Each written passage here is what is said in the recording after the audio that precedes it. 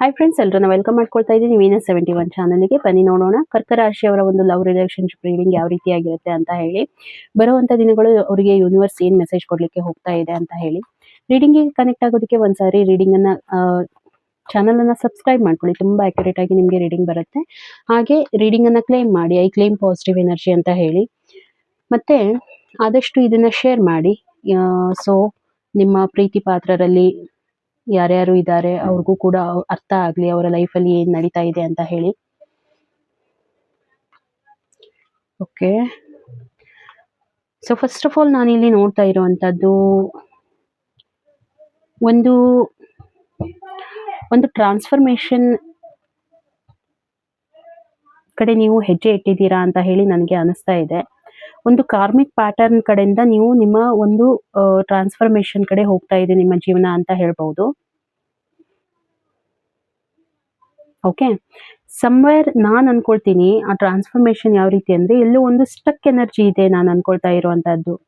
Stuck energy ಅಂತಂದ್ರೆ ಯಾವುದೋ ಒಂದು ರಾಂಗ್ ರಿಲೇಶನ್ಶಿಪ್ ಅಲ್ಲಿ ನೀವು ಬಿದ್ದಿದ್ದೀರಾ ಅಂತ ಹೇಳಿ ನನಗೆ ಅನಿಸ್ತಾ ಇದೆ. ನಿಮ್ಮ ಎನರ್ಜಿಯನ್ನ ಯಾರೋ ಕಟ್ ಹಾಕಿದ್ದಾರೆ, ಅಥವಾ ನಿಮ್ಮನ್ನೇ ನೀವು ಹೋಗಿ ಅಲ್ಲಿ ಕಟ್ ಹಾಕೊಂಡಿದ್ದೀರಾ. ಅದರಿಂದ ನಿಮ್ಗೆ ಹೊರಗೆ ಬರ್ಲಿಕ್ಕೆ ಆಗ್ತಾ ಇಲ್ಲ ಅನ್ನೋ ಅಂತದ್ದು ನನಗೆ ಕಾಣ್ತಾ ಇದೆ. ತುಂಬಾ ಇಂಪಾರ್ಟೆಂಟ್ ಮೆಸೇಜ್ ಇದೆ, ಅರ್ಥ ಮಾಡ್ಕೊಳ್ಳಿ ಕರ್ಕ ರಾಶಿಯವ್ರಿಗೆ. ಸೊ ಇಲ್ಲಿ ನಾನು ಅನ್ಕೊಳ್ತೀನಿ ಸಮ್ವೇರ್ ಏನೋ ಒಂದು ಟ್ರಾನ್ಸ್ಫರ್ಮೇಶನ್ ಅನ್ನೋದಕ್ಕಿಂತ ನೀವು ಒಂದು ಸ್ಟಕ್ ಎನರ್ಜಿಯಲ್ಲಿ ಇದ್ದೀರಾ. ಯಾವ ರೀತಿ ಅಂತಂದ್ರೆ ಒಂದು ರಾಂಗ್ ರಿಲೇಶನ್ಶಿಪ್ ನಡೀತಾ ಇದೆ. ಸೊ ಅದರಲ್ಲಿ ನೀವು ಇನ್ವಾಲ್ವ್ಮೆಂಟ್ ಅನ್ನ ತಗೊಂಡಿರುವಂತದ್ದು, ನಿಮ್ಮ ಬ್ಯಾಡ್ ಹ್ಯಾಬಿಟ್ಸ್ ಇರುವಂತದ್ದು, ಅಲ್ಲಿ ಎಷ್ಟು ನೀವು ಇನ್ವಾಲ್ವ್ಮೆಂಟ್ ತಗೊಂಡಿದ್ದೀರಾ ಅಂದ್ರೆ ಅದರಿಂದ ನಿಮ್ಗೆ ಹೊರಗಡೆ ಬರ್ಲಿಕ್ಕೆ ಆಗ್ತಾ ಇಲ್ಲ ಅನ್ನೋಂಥ ಸಿಚುವೇಶನ್ ಅಲ್ಲಿ ನೀವು ಸ್ಟಕ್ ಆಗಿದ್ದೀರಾ. ಏನಿದೆ ನನಗೆ ಒಂದು ಕಾಮೆಂಟ್ ಅಲ್ಲಿ ತಿಳಿಸಿ, ಓಕೆನಾ? ಹಾಗೆ ನಿಮ್ಮ ಒಂದು ಫೀಲಿಂಗ್ಸ್ ಅನ್ನ ನೋಡ್ತಾ ಇದ್ರೆ ಇರೋದನ್ನ ಬಿಟ್ಟು ಹಿಂದೆ ಏನ್ ಹೋಗಿದೆ ಅದ್ರ ಬಗ್ಗೆ ತುಂಬಾನೇ ವಿಚಾರ ಮಾಡ್ತಾ ಇದ್ದೀರಾ.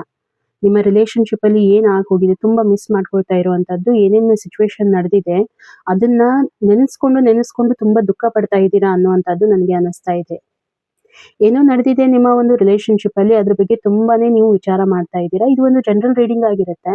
ಸೊ ಪರ್ಸನಲ್ ರೀಡಿಂಗ್ ಆಪ್ಷನ್ಸ್ ನಿಮ್ಗೆ ನಾನು ಕೊಟ್ಟಿರ್ತೀನಿ, ಚೆಕ್ಔಟ್ ಮಾಡಿ, ಡಿಸ್ಕ್ರಿಪ್ಷನ್ ನಲ್ಲಿ ಕೊಟ್ಟಿರ್ತೀನಿ. ಇವನ್ ನಿಮ್ಗೆ ಮೆಸೇಜ್ ಕೂಡ ಇರುತ್ತೆ. ಜಸ್ಟ್ ಒಂದು ಹಾಯ್ ಅಂತ ಮೆಸೇಜ್ ಕಳಿಸಿದ್ರೆ, ವಾಟ್ಸಪ್ ಮೆಸೇಜ್ ಮಾಡಿದ್ರೆ ನಾನು ನಿಮಗೆ ರಿಪ್ಲೈ ಮಾಡ್ತೀನಿ, ಓಕೆನಾ ಅನ್ನೋವಂಥದ್ದು ನನಗೆ ಇಲ್ಲಿ ಅನಿಸ್ತಾ ಇರುವಂತದ್ದು. ಮುಂದೆ ಇರುವಂತದ್ದನ್ನ ಬಿಟ್ಟು ಹಿಂದೆ ಏನಿದೆ, ಹಿಂದೆ ಆಗಿ ಹೋಗಿದ್ರ ಬಗ್ಗೆ ತುಂಬಾ ಮಿಸ್ ಮಾಡ್ಕೊಳ್ತಾ ಇದ್ದೀರಾ. ಏನೋ ಒಂದು ಘಟನೆ ನಡೆದಿದೆ, ಅದ್ರ ಬಗ್ಗೆ ನೀವು ತುಂಬಾ ಮಿಸ್ ಮಾಡ್ಕೊಳ್ತಾ ಇದ್ದೀರಾ. ಒಳ್ಳೆ ದಿನಗಳನ್ನ, ಹಿಂದೆ ಆಗಿರೋ ಒಳ್ಳೆ ದಿನಗಳನ್ನ ನೆನೆಸ್ಕೊಳ್ತಾ ಇದ್ದೀರಾ. ಒಳ್ಳೆ ಮೂಮೆಂಟ್ಸ್ ಅನ್ನ ನೆನೆಸ್ಕೊಳ್ತಾ ಇದ್ದೀರಾ, ಮಿಸ್ ಮಾಡ್ಕೊಳ್ತಾ ಇದ್ದೀರಾ. ಇನ್ನೊಂದ್ ಕಡೆ ನಿಮ್ಮ ಒಂದು ಪಾರ್ಟ್ನರ್ ಫೀಲಿಂಗ್ ಅನ್ನ ನಾನು ನೋಡ್ತಾ ಇದ್ರೆ ಅವರು ತುಂಬಾ ಬ್ಯಾಲೆನ್ಸ್ಡ್ ಆಗಿ ಮೇಂಟೈನ್ ಮಾಡ್ಕೊಂಡು ಹೋಗ್ತಾ ಇದ್ದಾರೆ ಎಲ್ಲನ್ನ ಕೂಡ. ಏನ್ ಸಿಚುವೇಶನ್ ಬಂದ್ರು ನಾನು ಎದುರಿಸೋದಕ್ಕೆ ರೆಡಿ ಆಗಿದ್ದೀನಿ ರಿಲೇಶನ್ಶಿಪ್ ಅಲ್ಲಿ ಅನ್ನೋಂಥದ್ದನ್ನ ಇಟ್ಕೊಂಡು ಹೋಗ್ತಾ ಇದ್ದಾರೆ. ತುಂಬಾ ಪವರ್ಫುಲ್ ಆಗಿರುವಂತದ್ದು ಎನರ್ಜಿ ನನಗೆ ಕಾಣ್ತಾ ಇದೆ. ತುಂಬಾ ಚೆನ್ನಾಗಿ ಅವರು ಇದನ್ನ ಬ್ಯಾಲೆನ್ಸ್ ಮಾಡ್ಕೊಂಡು ಹೋಗ್ತಾ ಇದ್ದಾರೆ. ಯಾವುದಕ್ಕೂ ಅವಕಾಶ, ಡಿಸ್ಟ್ರಕ್ಷನ್ಸ್ಗೆ ಅವಕಾಶ ಕೊಡ್ತಾ ಇಲ್ಲ ರಿಲೇಶನ್ಶಿಪ್ ಅಲ್ಲಿ.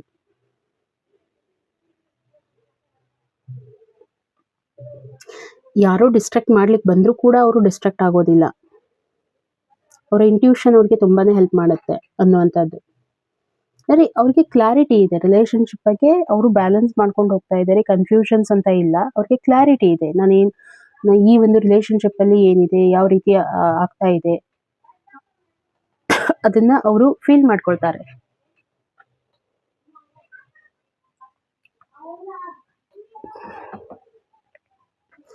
ಇನ್ನು ಏನ್ ಬರ್ಬೋದು ಹಾಗಿದ್ರೆ, ಏನಾದ್ರೂ ತೊಂದರೆ ಅಂತ ಆಗುತ್ತಾ ನೋಡಿ. ಸ್ಟೆಬಿಲಿಟಿದು ಸ್ವಲ್ಪ ತೊಂದರೆ ಆಗುತ್ತೆ ನಿಮ್ಮ ಲೈಫಲ್ಲಿ. ಸ್ಟೆಬಿಲಿಟಿ ಅಂತಂದ್ರೆ ಇಮ್ಮೆಚುರಿಟಿಯನ್ನ ನೀವು ಅವಾಯ್ಡ್ ಮಾಡ್ಬೇಕಾಗತ್ತೆ. ಇಮ್ಮೆಚುರಿಟಿದು ನನಗೆ ಇಲ್ಲಿ ತೋರಿಸ್ತಾ ಇರೋವಂಥದ್ದು. ಎಲ್ಲ ಚೆನ್ನಾಗಿದೆ, ಸ್ವಲ್ಪ ಅಂಡರ್ಸ್ಟ್ಯಾಂಡಿಂಗ್ ಕೊರತೆ ಬರ್ತಾ ಇದೆ, ಕಮ್ಯುನಿಕೇಶನ್ ತೊಂದರೆ ಬರ್ತಾ ಇದೆ.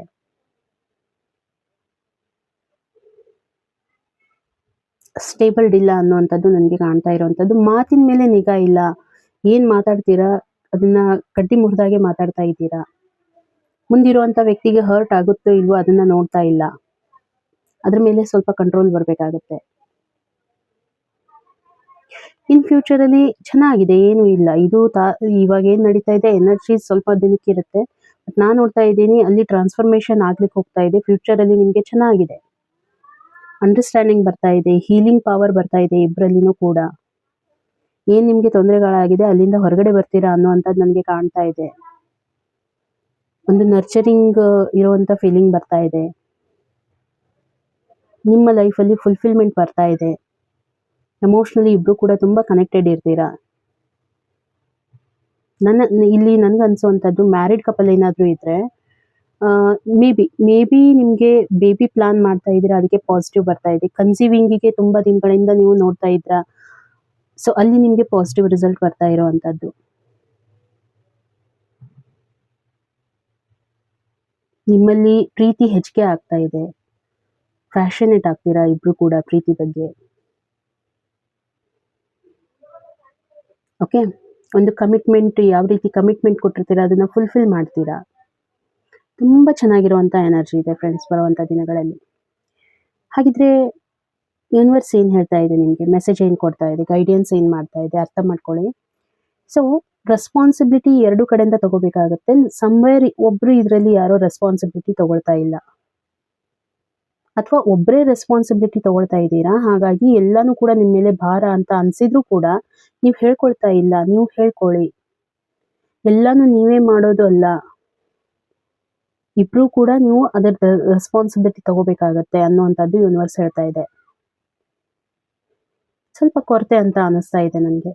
ಒಬ್ರು ನೀವು ಯಾರಾದ್ರೂ ಆ ರೀತಿ ಅನಿಸ್ತಾ ಇದ್ರೆ, ತುಂಬಾ ನನ್ನ ಮೇಲೆನೆ ಜವಾಬ್ದಾರಿ ಬಂದಿದೆ, ನಾನೇ ಎಲ್ಲಾನು ಮಾಡ್ಬೇಕು, ಇವ್ರದ್ದು ಡೇಟ್ ಆಫ್ ಬರ್ತ್ ನಾನೇ ನೆನ್ಪಿಟ್ಕೋಬೇಕು, ಫಂಕ್ಷನ್ಸ್ ಕೂಡ ನಾನೇ ಮಾಡ್ಬೇಕು. ಯಾಕಂತಂದ್ರೆ ಸಣ್ಣ ಪುಟ್ಟದ್ದೆಲ್ಲ ಸ್ಯಾಕ್ರಿಫೈಸ್ ನಾವು ಮಾಡ್ಲೇಬೇಕಾಗತ್ತೆ ಲೈಫಲ್ಲಿ. ಸಣ್ಣ ಪುಟ್ಟ ಸೆಲೆಬ್ರೇಷನ್ಸ್ ಕೂಡ ತುಂಬಾನೇ ಇಂಪಾರ್ಟೆಂಟ್ ಇರುತ್ತೆ. ಅದು ನನಗೆ ಇಲ್ಲಿ ಸ್ವಲ್ಪ ಕೊರತೆ ಅಂತ ಅನಿಸ್ತಾ ಇದೆ ಫ್ರೆಂಡ್ಸ್. ಹಾಗಾಗಿ ಯೂನಿವರ್ಸ್ ಮೆಸೇಜ್ ಕೂಡ ಅದೇ ಬರ್ತಾ ಇದೆ. ನೀವು ಯಾರ್ದು ಹೆಲ್ಪ್ ತಗೊಳ್ತಾ ಇಲ್ಲ, ಹೆಲ್ಪ್ ತಗೊಳ್ಳಿ, ಆ ಬರ್ಡನ್ ಇಂದ ಹೊರಗಡೆ ಬರ್ತೀರಾ ಅನ್ನುವಂಥದ್ದು ಯೂನಿವರ್ಸ್ ಹೇಳ್ತಾ ಇದೆ. ಓಕೆ, ಸೊ ರೀಡಿಂಗ್ ನಿಮಗೆ ಎಷ್ಟು ಕನೆಕ್ಟ್ ಆಯಿತು ಖಂಡಿತ ಒಂದು ಮೆಸೇಜ್ ಮುಖಾಂತರ ತಿಳಿಸಿ. ರೀಡಿಂಗ್ ಇಷ್ಟ ಆಗಿದ್ರೆ ಒಂದು ಲೈಕ್ ಕೊಡಿ ಅಂತ ಹೇಳ್ತಾ ಸಿಗೋಣ ಇನ್ನೊಂದು ವಿಡಿಯೋದಲ್ಲಿ. ಅಲ್ಲಿವರೆಗೂ ಎಲ್ರಿಗೂ ಕೂಡ ಥ್ಯಾಂಕ್ ಯು.